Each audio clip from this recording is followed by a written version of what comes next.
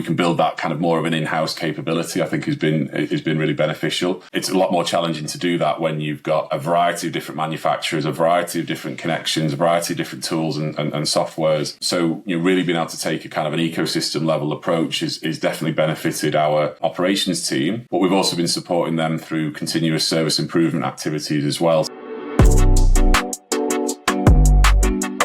Welcome back to the Teams Insider podcast. This week we have a really interesting customer conversation on rooms and room strategy and moving to Microsoft Teams rooms.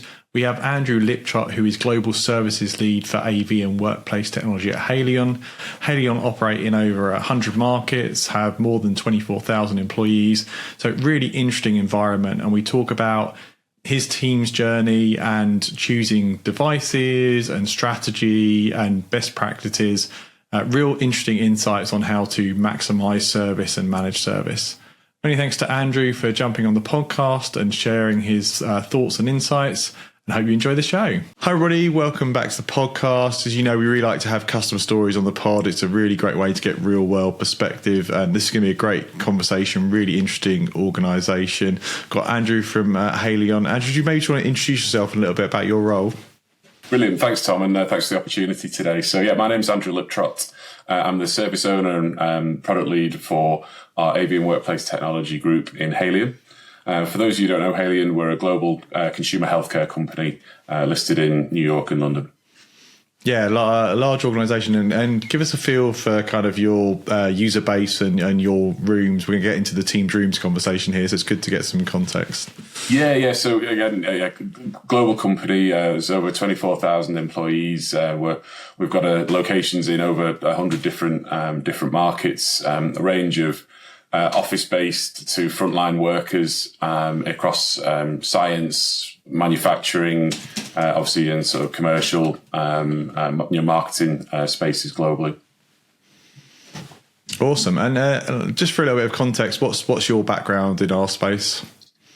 Yeah, so I had a really varied career. So I originally started out doing web development, moved into corporate communications, and then moved into a more of a pure IT role, probably just over 10 years ago. And then within the AV side of IT, then probably for the past sort of 8 or 9 years. So seeing the transitions in technology and the commoditization of technology for during that time, and it's been fascinating to see the pace of change and be part of that change within different organisations, but obviously fully focused on the journey we're creating with Haleon over the past 12 months since I've been with the company. Awesome. And you're looking at the rooms estate globally, the room strategy, and I think you said it was something like 450 video rooms globally. Yeah. So the service that we offer is quite broad. So it's within our digital workplace group, within our global technology function. So our AV and workplace technology service, to give it its full title, we cover our AV, our meeting room estate, but we also cover a broad range of other services. So principally where people work. So the meeting and collaboration spaces, events, boardrooms, the traditional sort of AV we'll probably focus more on today. But we also have some other services that relate to how people manage their community in their workspaces. So that could be down to employee communications through digital signage, wayfinding, through into then how people manage the facility with visitor management, space management, obviously desk reservation. And we're also looking more broadly in terms of the smart building story as well. So how do we activate more data points through different sensors, IoT capabilities to really make sure that we're taking advantage of all the data that exists, both in terms of our meeting room estate, which are built into a number of our devices, but also connected spaces across, which we work very closely with our facilities teams to support. Awesome. And you're kind of on a transition journey from on-prem classic meeting room type scenarios to Microsoft Teams. I know you've been a Cisco shop for quite a while on the traditional stuff and now on the MTRs as well. Maybe you can talk us through that journey from traditional into the Teams world. Yeah, no, it's been a great journey. So as I say, I've been with the company just over a year now. A big part of the attraction for joining and being part of this, part of the broader digital workplace group is the opportunity to influence how our business works and how it can be successful in the future. So Haleon has had a series of sort of legacy devices that we would determine as legacy devices now. Yeah, it's interesting language, isn't it? When you're in transition, you're like, well, maybe they can still be used for some use cases. Yeah, no, absolutely. So, and I think part of that opportunity is showing people how that how we can alter people's expectations around what the meeting room can provide them. So.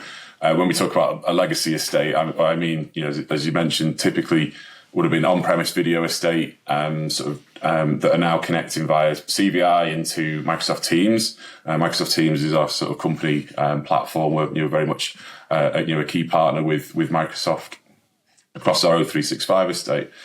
But we've got a number of meeting rooms, probably 200-300 globally, which are in need of that uplift, both in terms of the hardware lifecycle and expectancy, but most importantly, how we can support our teams be more successful in the office. So we've got that estate to manage. Obviously the exciting part is how do we position that for them to be to make the most of their commercial goals, the requirements on site. But we've also had Microsoft Teams journey has been, it started before my tenure with Haleon. So I've had the privilege of sort of picking up some of those great starting points, but also then being able to build a service that, as I say, is quite broad in terms of the reach, but obviously just trying to build that maturity in terms of how we take the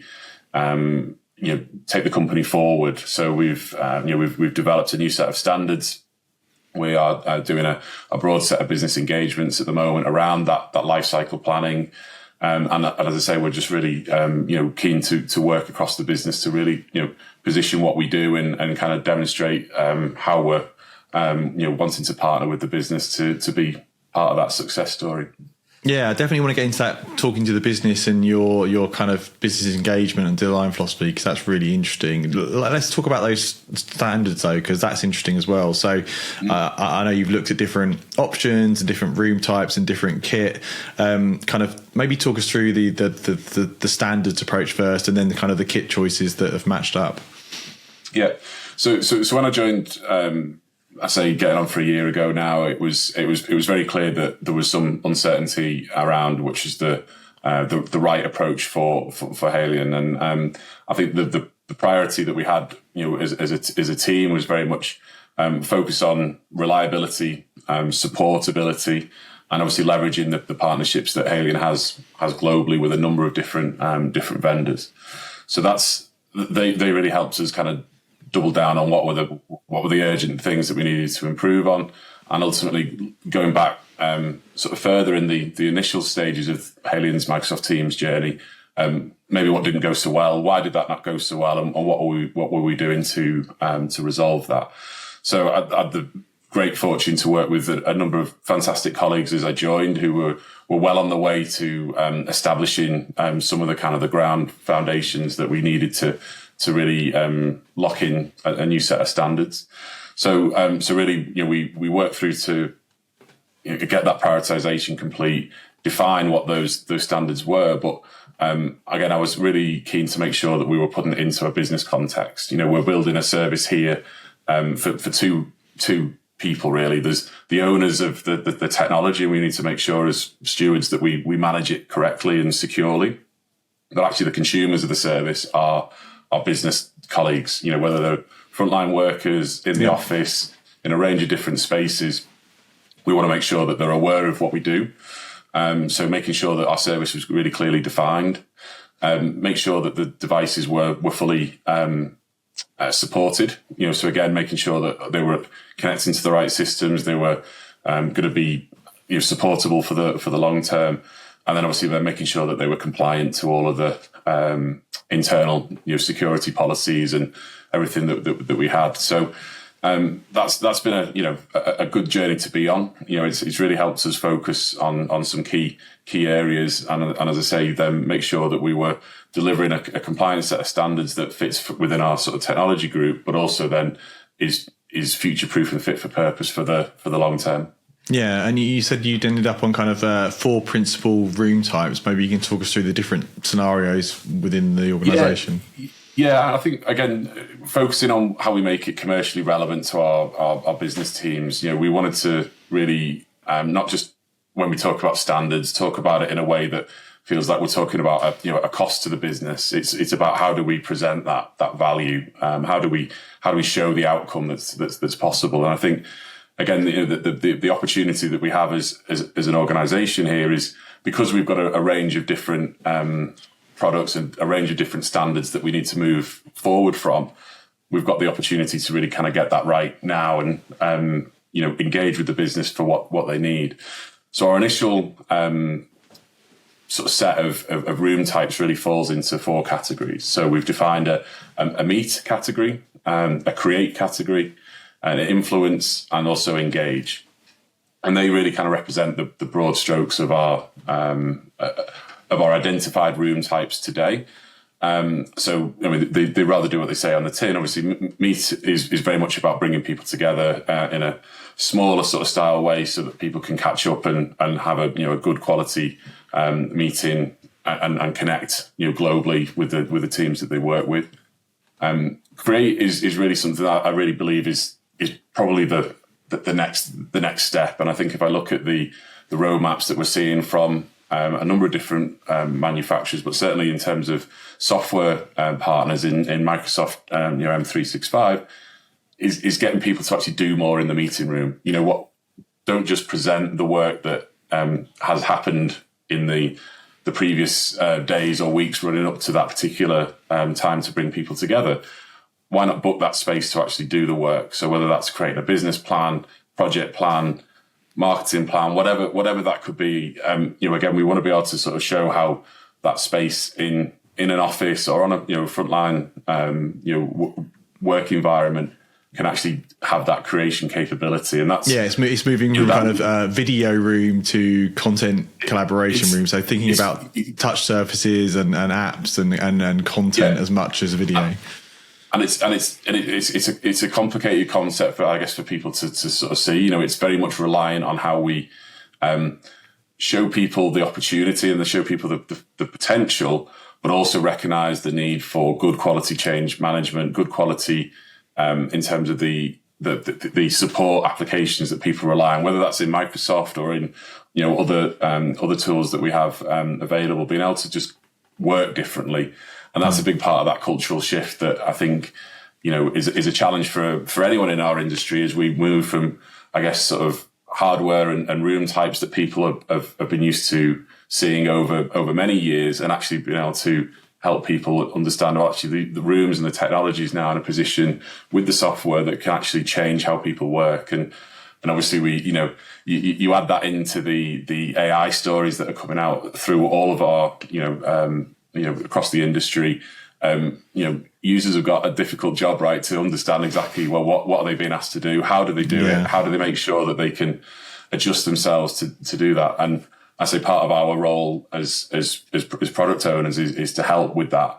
We're not going to be able to take huge strides every single time, but nudging people's view and perspective is really important. And I think the create spaces with, say, interactive touch, the right software, even just doing collab on, in Office apps and things like that, shows people how they can work differently. And kind of our goal here is to how can people get work done quicker? How can we shorten that time to create the project plan, create that? And as I say, it's fascinating to see where the industry can go with that. Awesome. So that's create. What about influence and engage? What's the kind of thinking behind those? Engage is very much, a broad category relating to some of the event and collaboration spaces that people have. Again, Haleon's a fascinating company with lots of different examples of where people want to come together in a traditional town hall format, or they've got spaces where they want to do more external influencing with consumers, whether that's consumer product sort of investigation, sort of being able to bring consumers in and get some feedback on product materials or things like that. Yeah, so and I imagine different cultures and approaches globally as well, because you've got brands all over the world, which is really interesting. Exactly, yeah.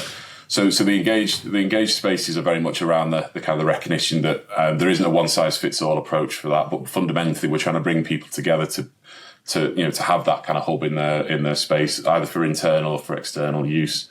And then influence is very much just recognizing where there needs to be the kind of the gatherings in whether it's in larger boardrooms or whether that's in the one meeting room that is really where people come together and do the prioritization for the quarter or for the year, is making sure that discussion can be equitable for basically everyone in the room, but also for the important people connecting remotely. So the influence is very much making sure that the technology and the room types really allow for that that influencing from decision making to really happen. So that's where we're looking at multi-camera systems, again looking at slightly different room layouts, room types that fit within that. But the key thing here is what we don't want to be is prescriptive, right? I don't want to sit here and have a cookie cutter approach for rooms, because users don't work like that, and certainly that's not what we're expecting from our colleagues globally. So really, this is just all of those categories. It's just a hook to be able to like a provoking conversation with the business, like what are you actually trying to achieve with the space, as opposed to this is a 10 seat space, we typically go this bar, this board. And I think one of our other challenges is making sure that hook into that conversation also occurs with the facilities groups, the architects, the construction partners that we have as we're planning new spaces, so that the default doesn't just return to, well, actually because of a size and space requirement, that's a 4-person room, a 6-person room, an 8-person room. We really want to be influencing that about, well, what's the intended use? Who are the users? What are they trying to do? And then ultimately, then the space and the technology can fit. Because I would much rather put no technology in a room if that's the right thing for the users than overload it with different technology that doesn't get utilized. And let's talk about the overloading it, because you've done a lot internally to kind of set standards in a way that your operations team can actually manage these rooms. So you talked about reliability, sustainability, supportability. Those seem like core tenants. I know you've looked at different options. Cisco seems to be your default kind of in terms of being those. They're quite different room types. So can you minimize the number of partners and still kind of achieve those different goals? Yeah, certainly we hope so. We believe so. So again, very fortunate to have existing strong partnership with a number of vendors within Haleon as I joined.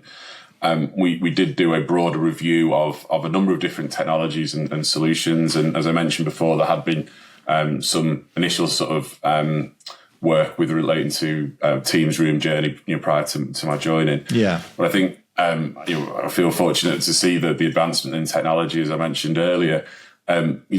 Cisco's Microsoft Teams room journey has really come on hugely in the past 2.5 years.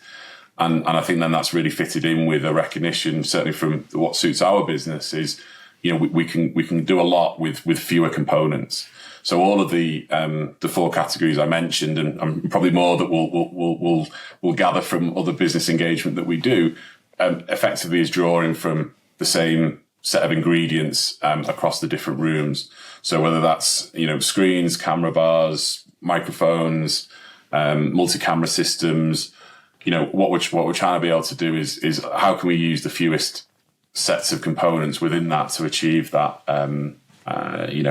achieve that balance of the right solution for the right reason, but also again not making it so it's so complicated that there's multiple points of failure. And we want to make it right on day 1 and still be good at day 100. Yeah, and obviously then have confidence in the life cycle through 5-6 years plus with all of the components, so that we're able to to run these for the long term. And it feels like you've done there's sort of different approaches to this in different organisations, but it feels like rather than going to partners and outsourcing the entire design and saying you do what you want to do, it seems like you spent a lot of time in house to be like, this is our approach. Yes, we can tweak it, but actually this is our preferred partner. This is our preferred setup. Yeah. Like we welcome your input, but like this is our standard. Yeah. So I think there's probably 2 points I'd focus in on that. So again, previous career experience has taught me that actually having a good conversation with effectively sort of colleague to colleague has been really a good way to have a good level of influence in that discussion to, either to help educate both sides in terms of the priorities and potentially the technology solutions. And I think sometimes if that discussion comes through a supplier and the business owner, there is more of examples where I think that ends up being the supplier is told what to do as opposed to it actually being a sort of a negotiation and an influence discussion. Mm-hmm. So we've made an active focus this year to sort of create an internal design capability. So we do that in 2 ways really, is to focus on the user requirements. So be really, really focused on what the user needs up front. So we don't progress any further until we've got clear user requirements defined, and that's agreed by the business. And then we have a designer within our team who can again take that user requirements, take the insight from the business, and then actually recommend the solutions based on. And you're in your team, you've got someone using the Cisco Room Designer tool and kind of presenting that to your internal customer, saying this is our thinking.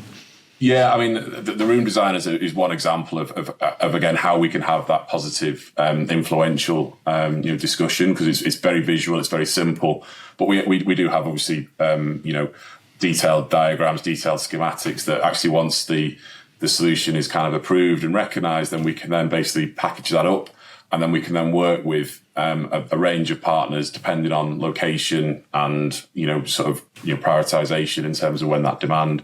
Yeah, and that's then key for the second point. Then is around service maturity. So in order for us to be flexible with different partners and obviously make sure that we have design compliance, if you like, for all of our demand items, we've got to work on the governance, the maturity of our own internal processes. And I'm fortunate to work with a fantastic colleague who lives and breathes this. He's done a tremendous job in helping us document the right hierarchy of structures, from policies to procedures to sort of governance, which we then measure on literally a daily basis.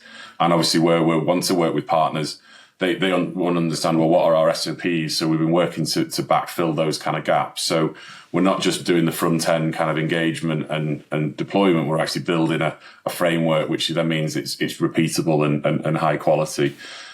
We've still got lots of work to go. As ever, these are continually improving, iterating kind of things. But those 2 things have been huge for us in terms of just being able to establish what we are as a service, how we do it, and ultimately continuing that discussion with the business on the value that we can help them achieve.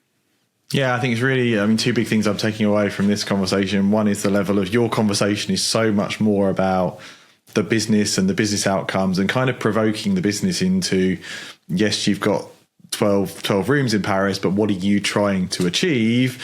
How do you find that conversation with the business? Because it's I feel like sometimes that's a challenge, is like A, getting to the business owners, and B, them having a vision for what they want to do. Yeah, as a global organisation, clearly we've got a lot of business partners who can help us navigate the internal organisation to get to the correct team members who can help us with that. Yeah. But I think a lot of it is just having that conversation. We're running a project at the moment with one of our external partners to help us deliver that business engagement, and a lot of it we don't know what we don't know, to use that kind of phrase, but we're having that conversation around, well, just tell me about your users, tell me how people are working, and that then gleans us some themes about how what's the reality on the ground. And as I said before, unfortunately, because some of our technology has been sort of without refresh for a little bit of time, people's expectations of meeting rooms are very much in the kind of the lower end of the capability. So, excess challenges with lots of PIN codes and passwords and button pressing to something now, which obviously we want to make, completely, as simple as possible. So, the conversation has to start very simply.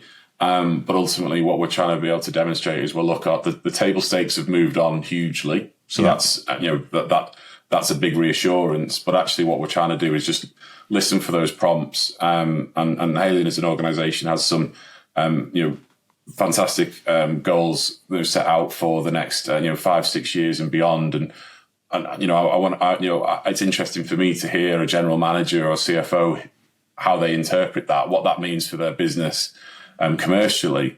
And as I say, then our challenge as product owners is okay, well, how can we contribute to that? And if we can help people be more efficient or actually be less focused on certain areas of their role so that you can focus on that whether it's an extra sale or an extra bit of scientific innovation that helps them, then that's our contribution to how our business is going to succeed. Yeah, that's great. And then the second thing is the operational, the way you're approaching operations. I'd love to understand moving from kind of traditional based rooms into MTRs and kind of new types of operations. How's that affected how you think about operations and your operations team? So again, we've got a great partnership with our operations teams, both internally and with some external partners. I think really showing how we can build that kind of more of an in-house capability, I think has been really beneficial. It's a lot more challenging to do that when you've got a variety of different manufacturers, a variety of different connections, a variety of different tools and softwares.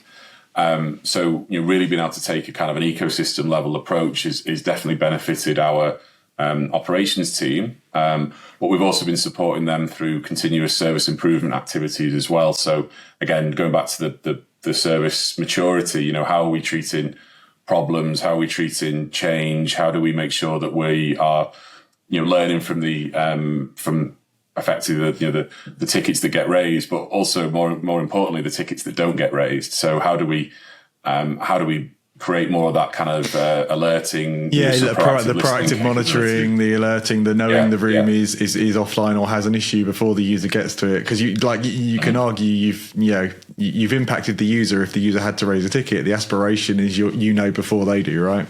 Yeah, and we've got a way to go on that. And as I say, I think having a relatively consolidated environment will help us with that. And I think Cisco's got a good story in the control hub system to help with APIs and cross connectivity. So there's still very much an emerging improvement area for us. But I'm confident that we can get to a point where, as I say, we are genuinely seeing the rooms that are self-healing, or at least being able to sort of help our operational teams actually get to a point where they can intervene.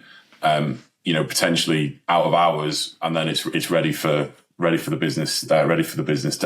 When you're talking for as many as 450 rooms, so it can't be a person only led thing. There has to be good tooling and visibility, and I'm really excited about some of the AI innovations of surfacing things that need insight. Yeah, and that's something that I've learned a lot in this past year as well. I say, the opportunities that the digital experience tooling can give us, and actually how we can contribute into that overall digital experience. Because our service, as I mentioned before, covers things much broader than meeting rooms. We've got app space through visitor management, space reservation. We've got building sensors. We've got signage and communication platforms. Someone could be having an awesome day in a meeting room, but actually their digital experience, their actual employee experience, is actually really not been that great, because maybe the platform to book a desk hasn't been as efficient as it ought to be. Yeah, it's all well and good the room being online, but if they can't book the room or they get kicked out of the room, that's a different problem, isn't it? Yeah, exactly. So another area of focus within the broader team that I work within is how do we continue to push that digital employee experience? So how can our services contribute toward that kind of employee experience score. So we can say, well, do you know what, at our London office or our office in New Jersey or wherever in the world, tickets are below par. The signalling from our meeting rooms is good. The networking quality has been good. We're not seeing any kind of bad, challenging calls, etc. The walk-ups to the tech lounges have been down. They're all kind of hints toward that people are having a good day, if you will. Yeah. And actually that can help then have that analytics to say, well, actually where that spiked out of bounds, if you will, then we can look into that. And I say that then influences the operational sort of focus. So where we've come in this year and developed hugely our processes.